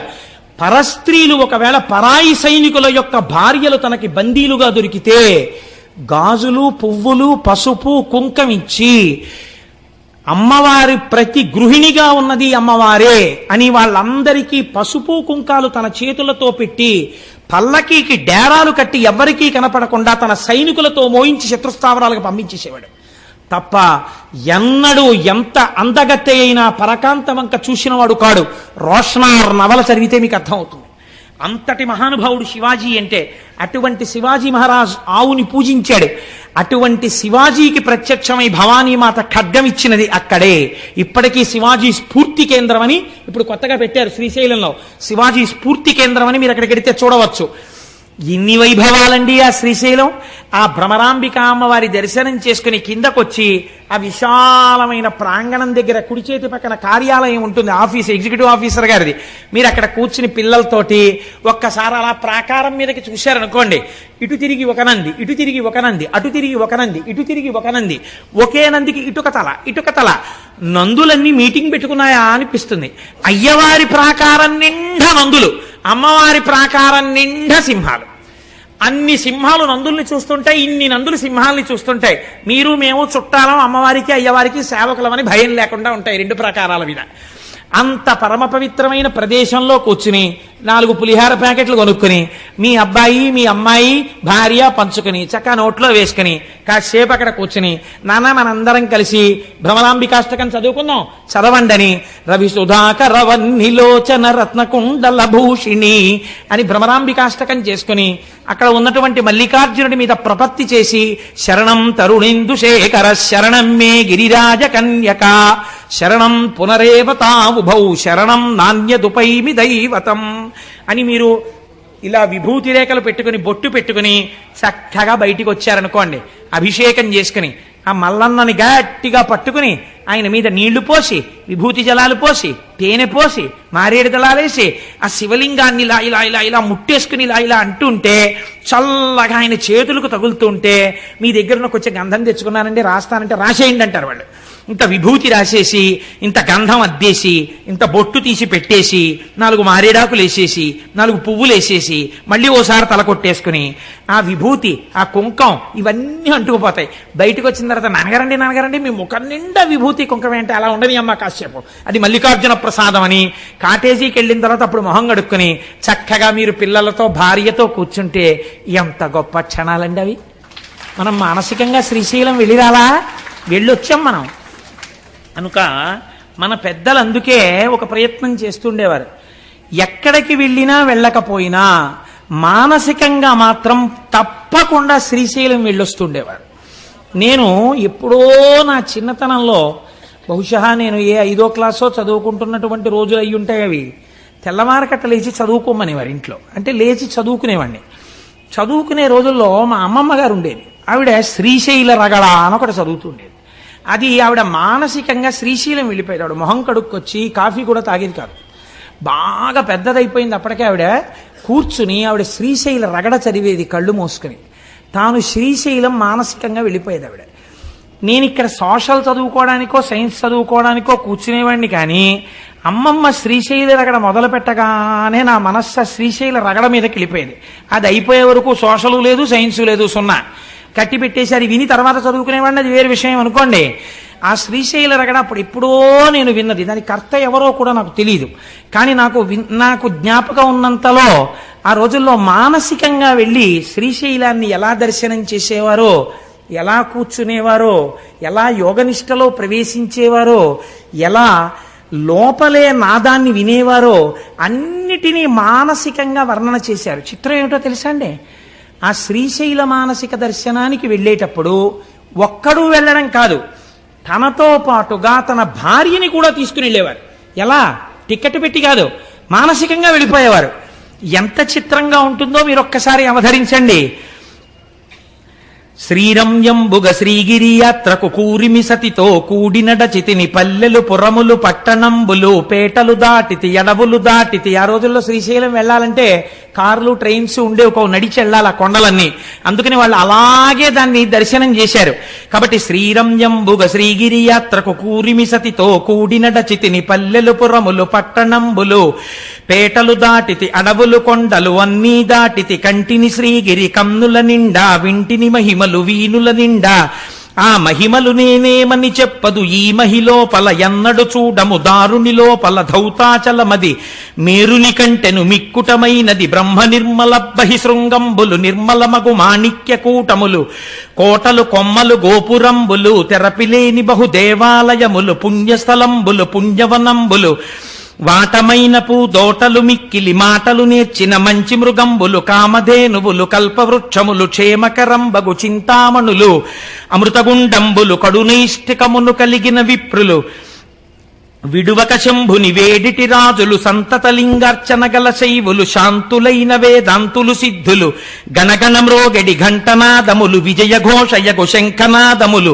వీరశైవులు వీరాంగంబులు సాధు బృందములు కామిత భక్తులు అగరుధూపములు జపములు చేసెడి జంగమోత్తములు తపములు చేసెడి తాపసోత్తములు ప్రమధులు భక్తులు శైవగణంబులు గట్టిగ ఇది భూ కైలాసమ్మని తప్పిపోక పాతాళ గంగలో తెప్పున తేలుచు తీర్థం వాడుచు చలగుచుమడి వస్త్రంబులు కట్టితి అనువుగ నుదుట విభూతి ధరిస్తిని పొలుపుగ మెడ రుద్రాక్షలు దాల్చితి గురుకటాక్షమును గోప్యము చేసితి గురుమంత్రంబును జపమును చేసితి అకలంకుడనై ఆశ జయిస్తిని శివ పంచాక్షరి మనసున నిలిపితి శివతత్వము పరిశీలన చేసితి పంచేంద్రియంబులు పదిలము చేసితి పంచముద్రలభ్యాసము చేసితి అంతర్ముఖుడనైతి నీ నాద బ్రహ్మానాదము వింటిని లోపల తుమ్మెద నాదము వింటిని వెలుగుల కల్లా వెలుగై వెలుగెడు ఆ లోపల దీపము కంటిని ఈవల చంద్రుండావల సూర్యుడు కలిగిన స్థావరమైన నిదానము కంటిని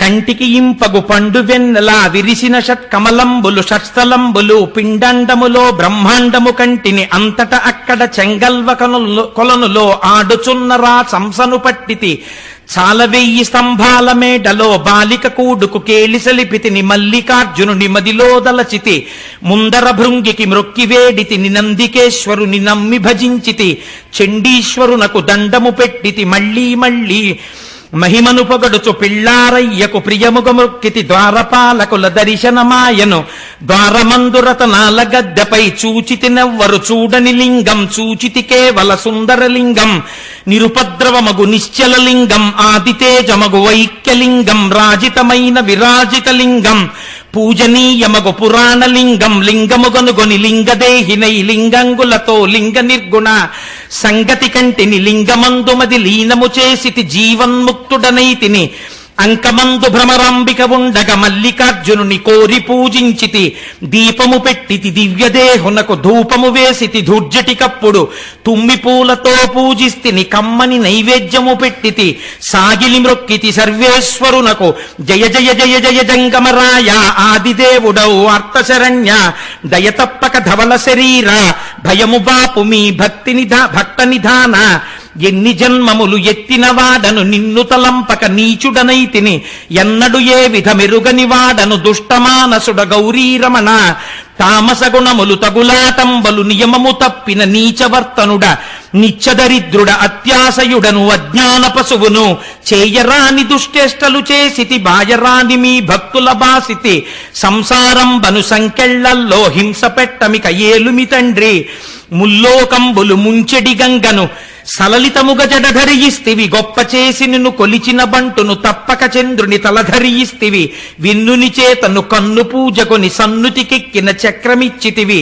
ఆనక శైల కుమారిక కోరిన సగము శరీరము ఇస్తివి 3 లోకముల ముఖ్యము నీవే 3 మూర్తులకు మూలము నీవే దాతవు నీవే భ్రాతవు నీవే తల్లివి నీవే తండ్రివి నీవే బ్రహ్మము నీవే సర్వము నీవే పాలముంచుమిక నీటముంచుమి పాలబడితునో పాలలోచన అనుచు ప్రణతులు నిరుచుడిది చదివిన వారికి కాలువలు త్రవ్వించి గన్నేర్లు వేసి పూలుకో శిశువునకు పూజించిన ఫలము గంగిగోవులు తెచ్చి ప్రేమతో సాకి పాలు తీసి అభిషేకము చేసిన ఫలము ఆకలితో నున్న అన్నార్తులకును కమ్మనీ భోజనం బిచ్చిన్న ఫలము భీతితో నున్నట్టి కడు దీనులకును శరణిచ్చి రక్షించు విశేష ఫలము అంతకన్నా ఫలము అధికమయ్యుండు అని చదివేది.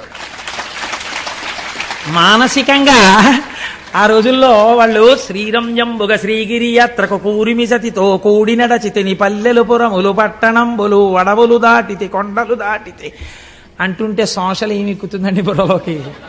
అప్పుడు ఎంత బాగా ఎక్కిందో చూడండి బుర్రలోకి. ఇప్పుడు ఒక్కసారి దాన్ని జ్ఞాపకం ఉన్నంత మేర రాసి చూద్దామని రాసే ప్రయత్నం చేశాను. కాబట్టి ఆ రోజుల్లో మానసికంగా అంత గొప్ప గొప్ప స్తోత్రాలు చేసి శ్రీశైల దర్శనానికి వెళ్ళొచ్చేవారు. నిజంగా శ్రీశైలం విడితే అంత స్తోత్రం చెయ్యగలమో చెయ్యలేమో. సాగిలి మ్రొక్కితి అని సాగిల పడిపోయి జయ జయ జయ జయ జంగమరాయ ఆదిదేవుడవు ఆర్తశరణ్య అంటూ ఎంతమందికి ఎన్నిచ్చాడో కూడా చెప్పేశారు. మహానుభావ, ఆ రోజున తప్పక గంగను తలధరియిస్తివి, గంగాదేవిని తల మీద పెట్టుకున్నావు. ఆనక శైల కుమారిక కోరిన ప్రియబడి సగము శరీరము ఇస్తివి. పార్వతీదేవి అడిగితే సగం శరీరం ఇచ్చేశావు. వెన్నునిచే తన్ను కన్ను పూజ కొన్ని సన్నుతికెక్కిన చక్రమిచ్చితివి. ఆనాడు శ్రీ మహావిష్ణువు ఒక కమలం తక్కువైతే కన్ను పీకి కమలమని పూజ చేస్తే సుదర్శన చక్రాన్ని కటాక్షించావు. ఈశ్వర ఎన్ని చేశావు. నేను అత్యాశయుడను అజ్ఞాన పశువును చేయరాని దుశ్చేష్టలు చేసితి బాయరాని మీ భక్తుల బాసితి సంసారం బను సంకెళ్లల్లో హింస పెట్టమిక ఏలుమి తండ్రి. నిజంగా మనం వెడితే ఈ స్తోత్రం చెయ్యం. ఎంత అందమైన స్తోత్రం చేశారో, ఎంత గొప్ప రచన చేశారో. చిత్రం ఏమిటంటే అలా మానసికంగా శ్రీశైల దర్శనం చేసి ఇలా ఎవరు మానసికంగా దీన్ని చదివి చేస్తున్నారో వాళ్ళకి కాలవలు త్రవ్వించి గన్నీర్లు వేసి పులుకోసి శివునకు పూజించిన ఫలము, గంగిగోవులు తెచ్చి ప్రేమతో సాకి పాలుపితికి అభిషేకము చేసిన ఫలము, అన్నార్తులైనట్టి వారిని తెచ్చి ఆకలి తీర్చిన్న అద్భుత ఫలము అంటూ ఎన్నో ఫలాలు చెప్పి ఇంకా మేము చెప్పలేమని ఇంతకన్నా ఫలము అధికమయ్యుండు అన్నారు. అందుకే శంకరాచార్యుల వారంతటి వారు శ్రీశైల క్షేత్రం మీద అంత ప్రత్యేకమైన మక్కువ చూపిస్తూ భృంగీచ్ఛానటనోత్కట కదిమదగ్రాహీ స్ఫురన్మాధవాహ్లాదోనదయుతో మహాసితవపు పంచేషు బాణాధృత సత్పక్షస్సు మనోవనేషు నపునః సాక్షాన్మదీయే మనోరాజీవే భ్రమరాధిపో విహరతాం శ్రీశైలవాసీ విభు అంటూ ఆ శ్రీశైలవాసీ విభు, శ్రీశైలవాసి అయిన శంకరా అని పిలిచారు. అమ్మవారిని ఉద్దేశించిట భ్రమరాంబికాదేవి వేరొక అన్నపూర్ణగా నించుంటుందిట శ్రీశైల క్షేత్రంలో. నోరు విప్పి అడగక్కర్లేదుట అమ్మవారి దగ్గరికి వెడితే మీ కోరికే. అమ్మో నా కోసమని పిల్లలు వచ్చారని మీకు మొదటే విజ్ఞాపన చేశాను కదా, తల్లిదండ్రులుగా నించున్నారు. పిల్లలు నోరు విప్పి అడిగితే అన్నం పెట్టడమా? అమ్మ అంటే ఏమిటి? కొంచెం ఆలస్యంగా ఇంటికెడితే నువ్వు అన్నం తినేసావా నాన్న అని అడుగుతుంది. అమ్మ అంటేనే కడుపు తడవడం. అమ్మకి ఏమొచ్చు అంటే కడుపు నిండా అన్నం పెట్టడం వచ్చు. చూడండి, ఎంత చదువుకున్నది అవనివ్వండి, ఎంత పెద్ద ఉద్యోగం చేస్తున్నది అవనివ్వండి, నేను సాధారణంగా ఒక మాట వింటూ ఉంటాను. ఏమిటమ్మా అన్ని చేస్తున్నారు అని అడిగారు అనుకోండి, మీరు ఎవరింటికన్నా వెళ్ళినప్పుడు మా అమ్మాయి వస్తోంది కదండి అందుకని జంతికలు అరిసెలు చక్కెర పొంగళ్ళు ఏదో లేకపోతే ఇవన్నీ చేస్తున్నానంటారు. కన్న తల్లికున్న గొప్ప లక్షణం ఏమిటో తెలుసా అండి? మంచి 5,000 రూపాయలు ఇంత బార్డర్ ఉన్న చీర పెట్టి పంపించేదు. తండ్రి అయితే అల్లుడు గారి మర్యాద కోసం అల్లుడు గారు రేపు మనం అన్నవరం పెడదామని ఏసీ కారు పెడతాడేమో. కానీ తల్లి అలా కాదు. మా అమ్మాయికి ఇది ఇష్టమయ్యా అని చెప్పి ప్రేమ మీర వండి, ఏమిటే అలా తింటున్నావు, కూర వండితే ఎలా తినేదనివే, అలా తినకూడదే నిలబడి అంటే కూడా నాన్నగారు చూస్తారు గట్టిగా అనకు అని చెప్పి క్యారేజీ తీసేసి నేను పక్క పెడుతుంటే ఇలా తినేసేదనివి, ఏమిటే ఇలా తింటున్నావు అంటుంది. కడుపు తడుగుతుంది అమ్మ. అమ్మకి అన్నం పెట్టడం అంటే ఎంత ఇష్టం. అమ్మ చేతి అన్నం తినడం జీవితంలో మహాభాగ్యం. కనుక అలాగే వర్ణించారు భ్రమరాంబికాదేవిని. ఉభౌ దర్వీ కుంభౌ మణిగణక సంభావిత గుణౌ తథానా పాణిభ్యామృతర సమృష్టాన్న కలితౌ కళాఢ్యా కళ్యాణీ కలిత సదనా శ్రీగిరసి శరసస్యసౌ ప్రామర్యం వా రచయితుమదిష్టార్థ విభవం. ఒక చేత్తో బంగారు పాత్ర పట్టుకుని పాయసంతో, కుడి చేత్తో మణిగణఖచితమైన తెడ్డు పట్టుకుని ఉంటుంది అమ్మవారు. ఇలా తీసి ఇలా పెట్టేస్తారు. అమ్మవారికి అత్యంత ఇష్టం ఏమిటో తెలుసా అండి? ఆవిడ 5వ తనమే. అందుకే అమ్మవారి బొట్టు గురించి స్తోత్రం చేస్తారు. కస్తూరీ తిలకంచితేందు విలసత్ప్రోద్భాసి పాలస్థలీం కర్పూర ద్రవమిశ్ర చూర్ణ కపురామోదోల్ల సద్వీటికాం లోలాపంగతరంగతైరితి కృపాసారైర్నతానందినీం శ్రీశైలస్థలవాసినీం భగవతీం శ్రీమాతరం భావయే శ్రీనాథధృత పాలిత త్రిభువనాం శ్రీచక్ర సంచారిణీం గానాసక్త మనోజ్ఞ యవ్వనల సద్గంధర్వ కన్యావృతాం దీనానామతివేల భాగ్యజననీం దివ్యాంబరాలంకృతాం శ్రీశైలస్థలవాసినీం భగవతీం శ్రీమాతరం భావయే. ఆవిడ దీనానామతివేల భాగ్యజననీం, దీనులైన వాళ్ళని రక్షించడానికి సిద్ధంగా ఉంటుంది అమ్మ. అంత పరమపావనమైన క్షేత్రం శ్రీశైల క్షేత్రం. ఇంకిప్పుడు నేను ఉజ్జయిని గురించి మొదలు పెడితే అసలు ఆ ఉజ్జయిన్ అన్న నామమే అవంతిక. అవంతిక అంటేనే అమ్మవారి పేరు. అసలు ఆ అవంతిక ఏమిటో, ఆ ఉజ్జయిన్ ఏమిటో, ఆ మహాకాళేశ్వరుడు ఏమిటో, అక్కడ ఆ కాళికాదేవి ఏమిటో, కాళిదాసుకు అంత కవిత్వ శక్తి ఎందుకు ఇచ్చేసిందో, అసలు ఆ క్షేత్రంలో ఉన్న గొప్పతనం ఏమిటో, అందులో చేసేటటువంటి భస్మహారత అంటే ఏమిటో, అసలు ఆ మహాకాళేశ్వరం ఏమిటో ఇప్పుడు మొదలుపెట్టి ఎంతో కష్టపడి వండిన అన్నాన్ని గబగబా తినేసి వెళ్ళినట్టు కాకుండా హాయిగా కూర్చుని రేపు తృప్తి తీరా అనుభవిద్దాం. కాబట్టి రేపు ఉజ్జయిని వెడదాం, ఇవాళ మనం శ్రీశైలం వెళ్ళొచ్చాం. మంగళాశాసనపరై మదాచార్య పురోగమై సర్వైశ్చ పూర్వైరాచార్యై సత్కృతాయాస్తు మంగళం. మంగళం కోసలేంద్రాయ మహనీయ గుణాత్మనే చక్రవర్తి తనూజాయ సర్వభౌమాయ మంగళం. ఉమాకాంతాయ కాంతాయ కామితార్థప్రదాయినే శ్రీగిరీశాయ దేవాయ మలినాథాయ మంగళం. కరచరణకృతం వా కర్మవాక్కాజం వా శ్రవణనైనజం వా మానసం వాపరాధం విహితమవిహితం వా సర్వమేత్తక్షమస్వ. శివ శివ కరుణాబ్ధే శ్రీ మహాదేవ శంభో. సర్వం శ్రీ ఉమామహేశ్వర పరబ్రహ్మార్పణమస్తు. స్వస్తి.